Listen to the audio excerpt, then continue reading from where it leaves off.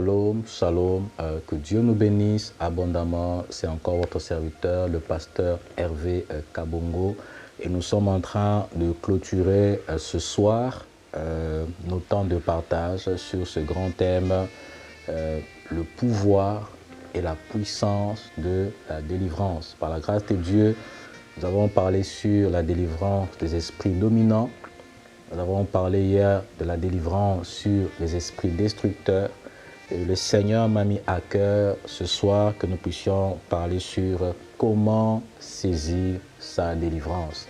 Et je pense que c'est la chose la plus importante. Comment saisir sa délivrance. Nous serons dans Marc, l'évangile de Marc, n'est-ce pas? Marc chapitre 5, à partir du premier verset. Je disais Marc, nous prenons nos Bibles, chapitre 5, à partir du premier verset. Parole du Seigneur. Ils arrivèrent à l'autre bord de la mer, dans le pays des Gadaréniens. Aussitôt que Jésus fut hors de la barque, il vint au-devant de lui un homme sortant des sépulcres et possédé d'un esprit impur. Cet homme avait sa demeure dans les sépulcres et personne ne pouvait plus le lier, même avec une chaîne, car souvent il avait eu les fers aux pieds et avait été lié de chaînes, mais il avait rompu les chaînes et brisé les fers. Ainsi, personne n'avait la force de le dompter. Il était sans cesse, nuit et jour, dans les sépulcres et sur les montagnes, criant, se meurtrissant avec des pierres. Ayant vu Jésus, j'aime bien, ayant vu Jésus, parce qu'il faut voir Jésus de loin, il accourut, se prosterna devant lui et s'écria d'une voix forte, « Qu'y a-t-il entre moi et toi, Jésus, Fils du Dieu très haut? Je t'en conjure au nom de Dieu, ne me tourmente pas. » Car Jésus lui disait, « Sors de cet homme impur. » Nous pouvons nous arrêter, la lecture elle est longue. Vous pourrez, par la grâce de Dieu, continuer la lecture. Comment saisir sa délivrance? Les différents textes que nous avons lus depuis le premier jour et hier sont des textes qui nous montrent que les différentes délivrances opérées par Jésus nous imposent certaines vérités. La première vérité, c'est celle-ci. C'est que être victime d'une oppression démoniaque n'est pas une fatalité. Ça veut dire, quand vous ressentez que vous êtes victime d'une action démoniaque ou satanique dans votre vie, ce n'est pas la fatalité. Ça veut dire que ce n'est pas la fin de tout. Ça veut dire que ça ne veut pas dire que vous ne pouvez pas en sortir. Nous avons vu les 2 jours précédents que quel que soit le niveau d'oppression, Jésus avait le pouvoir, n'est-ce pas, de vous libérer. Deuxième vérité, c'est que Christ est l'unique clé pouvant nous conduire à une délivrance totale. La véritable délivrance, corps, âme, esprit, ne vient que lorsque la présence de la personne ou du nom de Jésus est invoquée, est manifeste. Ça, c'est très important. Il n'y a pas de délivrance en dehors du nom de Jésus. Troisième vérité, c'est que vous avez un rôle à jouer pour que votre délivrance soit effective. Et ça, c'est très important. Jésus-Christ vous apporte la délivrance, mais c'est à vous de la saisir. Je vois dans les Écritures plusieurs fois des guérisons qui étaient des guérisons sous forme de délivrance. Jésus commençait par dire « Qu'il te soit fait selon ta foi ». Moi, je t'apporte la délivrance et la guérison, mais c'est ta foi qui la saisit. C'est ta foi qui la prend. Voilà pourquoi dans la délivrance, le rôle personnel de votre foi est tellement important. Et dans le texte qu'on a lu ici, c'est une histoire que nous connaissons. C'est un jeune homme, n'est-ce pas, qui est habité par une légion de démons. Et je vois la délivrance de ce jeune homme venir parce que ce jeune homme a joué un rôle. Jésus descend sur le territoire de Gadara. Et bien c'est ce jeune homme qui est visiblement habité par des esprits, qui doit aller loin de Jésus, mais il fait le sens contraire. Il a vu Jésus, mais il accourt vers Jésus. Je me suis toujours posé la question de savoir que serait-il arrivé si ce jeune homme n'était pas allé vers Jésus? Il serait sûrement resté le même pendant plusieurs années, pourquoi pas?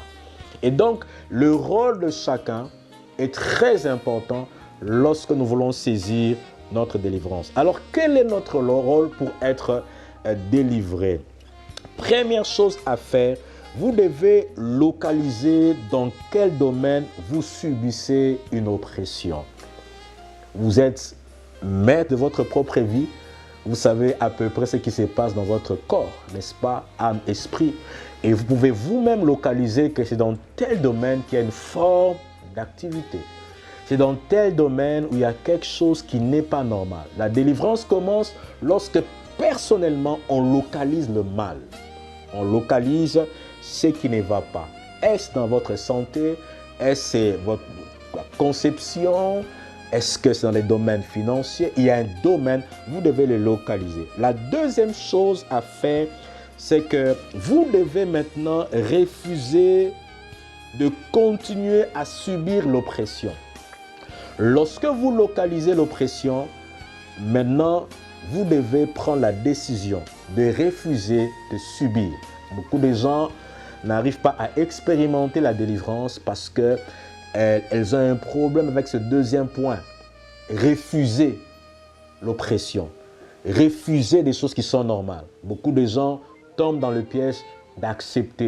Ah ben c'est normal, c'est comme ça que j'ai vu beaucoup de gens dire, papa, mais cette maladie, c'est une maladie qui est familiale. On vit ça depuis des années. Mes grands-parents ont eu ça. Mes parents ont eu ça. Moi-même j'ai ça, donc c'est normal.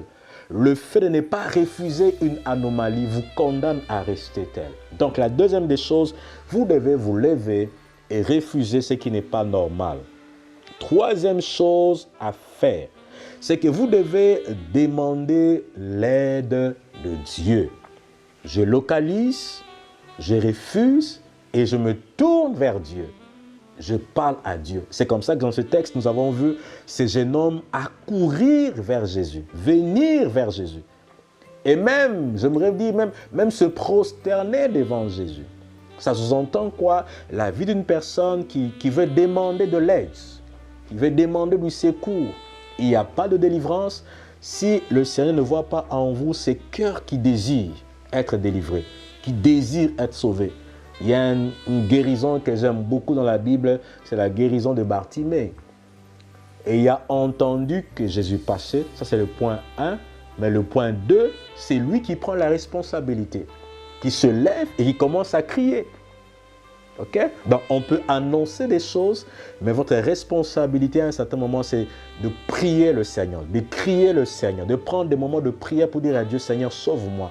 Bartimée a dit, fils de David, aie pitié de moi, sauve-moi. Et c'est comme ça que cet homme, n'est-ce pas, a été guéri, a été délivré. Donc ça, c'est la deuxième chose. Prenez vos responsabilités, parlez à Dieu, cherchez la face de Dieu, prenez du temps de prière pour présenter votre situation à Dieu. Quatrième chose à faire, c'est que vous devez maintenant détruire tout ce qui peut rendre cette oppression forte dans votre vie. Je vais même dire, vous devez affaiblir l'esprit qui vous combat. C'est possible de pouvoir affaiblir un démon qui vous oppresse et qui vous combat. Vous pouvez l'affaiblir en faisant un certain nombre de choses. La première, c'est que vous devez commencer par fermer les portes et les voies d'accès qui permettent à un esprit de travailler dans votre vie. Par la grâce de Dieu, dans quelques semaines, nous serons avec vous en présentiel et nous parlerons sur cet aspect des choses, sur les portes d'entrée. J'en parlerai longuement. Mais vous devez fermer les accès qui permettent, chaque démon, chaque esprit a quelque chose qui lui permet d'avoir accès, qui lui permet d'entrer et qui lui permet de travailler. Et donc, vous devez fermer ce genre de choses dans votre vie. Deuxième chose pour affaiblir, c'est que vous devez utiliser la puissance du jeûne dans la prière. L'expérience et la Bible montrent que chaque fois que nous entrons dans la prière avec le jeûne affaiblit, n'est-ce pas, les appétits de la chair. Voilà, l'avantage du jeûne, c'est que quand vous priez, la chair affaiblit les appétits de la chair. Elle affaiblit la domination d'un démon qui vous oppresse. Le jeûne rend fort votre esprit et affaiblit l'oppression. Donc, entrer dans des temps de jeûne, ça affaiblit l'oppression. Et ça, c'est très important. Cinquième chose à faire, vous devez solliciter ce que j'appelle un service de délivrance. C'est très important. Tous ceux dans la Bible qui ont expérimenté la délivrance, n'est-ce pas, ont été exposés au ministère de délivrance de Jésus-Christ de Nazareth. La prière de l'homme de Dieu ou des anciens de l'Église peut sceller votre délivrance. Vous avez besoin d'aller voir une autorité spirituelle, un ancien dans l'Église, quelqu'un qui a la grâce de Dieu sur lui, qui a l'onction de Dieu sur lui, peut être une personne par laquelle Dieu passe, n'est-ce pas, pour prier, matérialiser et sceller votre délivrance. Donc, tournez-vous vers une autorité spirituelle et faites très attention. Très souvent, le diable vous convainc. Il vous convainc en vous faisant croire que vous n'avez besoin de personne. Lorsque des fois vous avez envie de dire, pasteur, il y a quelque chose qui ne va pas, il te dit, ne le dis pas.